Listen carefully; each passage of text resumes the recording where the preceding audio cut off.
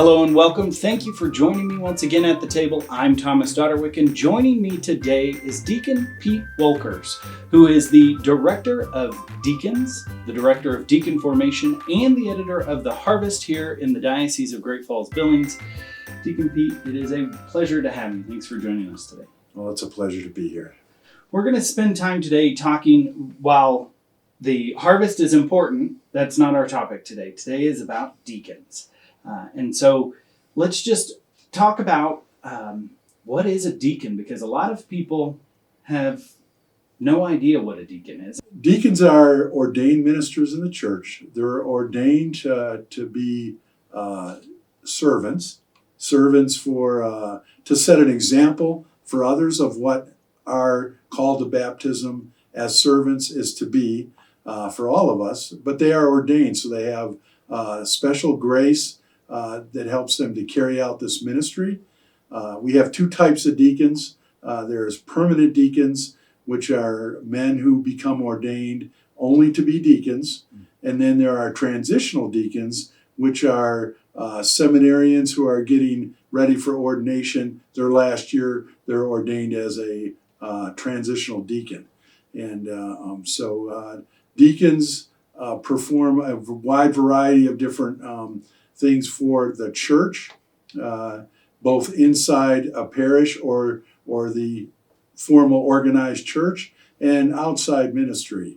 The Catholic Church has a strong and a long history going back to St. Stephen and Philip that we hear about in the book of Acts, where they are hands are laid on them so they can serve the people. Anytime a deacon, for instance, goes to a hospital or to a jail or somewhere else, they're not really representing themselves. They're representing the church and the service that the church provides to others. You mentioned that there are two different kinds of deacons, permanent deacons and transitional deacons. Is there a difference between those two besides the fact that one is simply on their way to ordination for the priesthood? In reality, there isn't, because as far as the faculties and the things that they can do are the same. They're both ordained deacons. The difference, of course, is in the ministries they perform and the assignments, the type of things they will do. Being ordained means that you've received the sacrament of holy orders. Cool. And priests also have holy orders. Bishops also have holy orders. What is the difference between your ordination and, say, an ordination of a priest or an episcopal ordination of a bishop?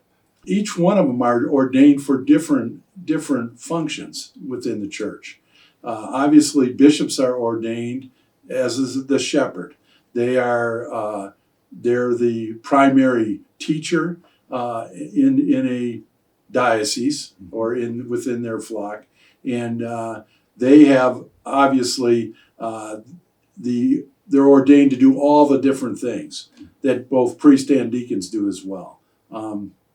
Priests are ordained to do basically sacramental ministry. Priests perform Mass, and in reality, they're there to assist the bishop. All the things that a priest is ordained to do is to assist the bishop because there's not enough bishop to go around. Sure. The deacons are ordained to be servants. As we go all the way back to the early history of the church always felt compelled to provide ministry for the flock in the communities. And so the deacons were ordained specifically to do service, which is part of their ordination function. The other parts would be they're ordained to teach. And so because of that, you'll hear deacons occasionally give homilies at Mass. And of course, they will teach, and they teach in the name of the church and the bishop. The other thing they do is liturgical. They provide liturgical functions, baptisms, witnessing weddings, and those certain kind of sacraments that don't require either consecration or require the reconciliation or the confession function that only priests and bishops can do.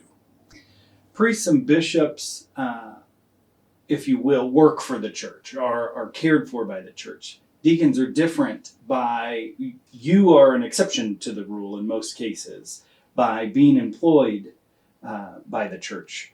And so speak a little bit more to, not only are they ordained to be servants, but they are offering a service to the church without really being compensated. Deacons are, when they're ordained, there is no canon law or requirement to provide, a means of living, so to speak. Obviously, priests and bishops, because they're full-time, have to have that. Transitional deacons, in reality, are being supported by the church because they're seminarians, Sure. not because they're deacons. Deacons do not get paid. It's kind of a unique thing. We like to joke that, I'm going to get my pay doubled this year. But all the ministry that I do as a deacon, whether it be liturgical at the church, when I go up to the jail, when I work with the poor outside of the church, but I'm doing that as a deacon when I'm visiting the sick, all those are for no pay. Mm-hmm. And for that reason, deacons are not ordained till they're in their mid-30s, and part of that is so they will have their own livelihood that they can support their family and themselves while they do their ministry. Let's talk a little bit about the diaconate specifically in the Diocese of Great Falls-Billings. How many deacons do we have, and what kind of ministry are they doing right here in eastern Montana? We currently have 18. Most of them are older men. A couple of them have been deacons for 30 plus years, and they're moving into retirement status. But they do a wide variety of things. Some of the deacons work for the church, as I do myself as the director of deacons. We have one that's working as a parish administrator in a parish, and that gives him kind of a good inroad. The downside is he never gets away from the church. But we have one that's a parish life coordinator on one of the reservations. Maybe the most diaconal man I've ever met, and clearly a servant, and doing great work.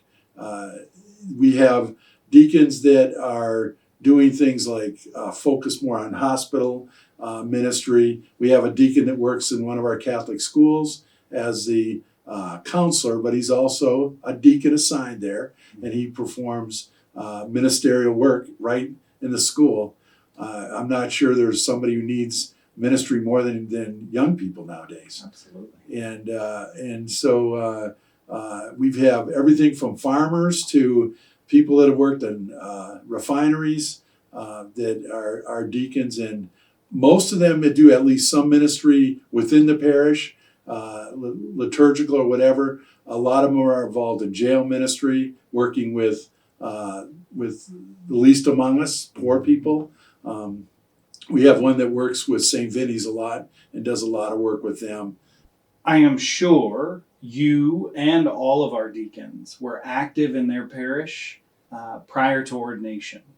And so if a man is already active and engaged and serving his parish and the church universal, maybe even doing jail ministry, why take that step to be ordained as opposed to just keep doing what you're doing? That's a tough question in a way, but it's actually an easy question. Ordination brings grace that the Holy Spirit works with that and gives you the things you need to do, especially when you're called as a deacon to do things that are outside what I call a comfort zone. I had done jail ministry a lot, but since I've been ordained, now I'm being called to all kinds of things. It might be somebody who's sick, somebody who's struggling with family issues, and they come to deacons like they come to priests and bishops because they represent the church. Mm-hmm. And people expect that they're going to get something that represents the faith and not just somebody else, something else. And so I really feel that alone is a strengthening thing, and it's amazing how that grace works in you to help you to do the things that, most of my day is doing things that I would have never gone to until God says, no, this is where you're going to be today. And so that's probably the biggest difference. From the other direction, when people approach in jail, I found this out after I was ordained, that people say he's a minister. So it's creates a little more trust. It creates a little more expectation that this is somebody who's prepared to help me in a spiritual way. And of course, we spend a lot of our energy and formation to make our deacons more spiritual and better prepared to deal with that. But the grace, once the hands are laid on, it's the most real thing that you'll experience, short of watching one of your children be born. That reality that, now you're working for God and you're working for the church becomes a real thing. Deacon Pete, I thank you once again for joining me today to talk about the diaconate. Well, thank you, and I do appreciate the opportunity.